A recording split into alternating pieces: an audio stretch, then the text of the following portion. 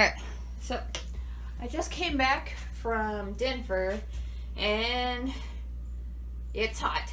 It was like in 90s. It was 97 when I got back home. So Arthie definitely needs a wash from all of the sweat. So I'm going to walk you guys through that.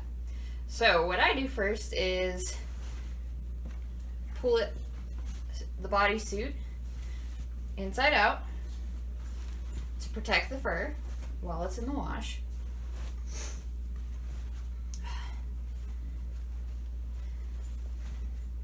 And then zip it all the way up where it goes. I have a clasp here that I'm going to clasp to make sure it doesn't rattle around and get anything. Alright, so my odds and ends, my hands and my fursuit clothing,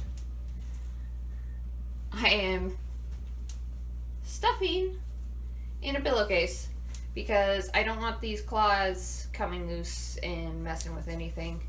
So I have my fancy dandy Taz pillowcase here. My fursuit clothing that I wear under the bodysuit, and then I'm just gonna tie that in a knot so these don't get loose, but they can still move around in there and get washed. They're just not free in the washing machine.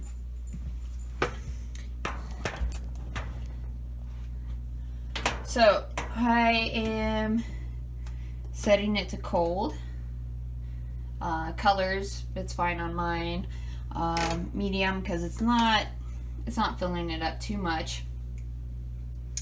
Medium here as well on how I want it to process. My suit seems to do okay with it. I might move it to light just in case.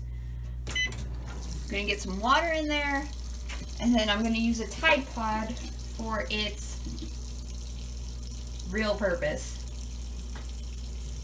Ta-da! So this will do its thing, and then I will hang it out and brush it until it's dry. Brush it while it's drying, not necessarily till it's dry.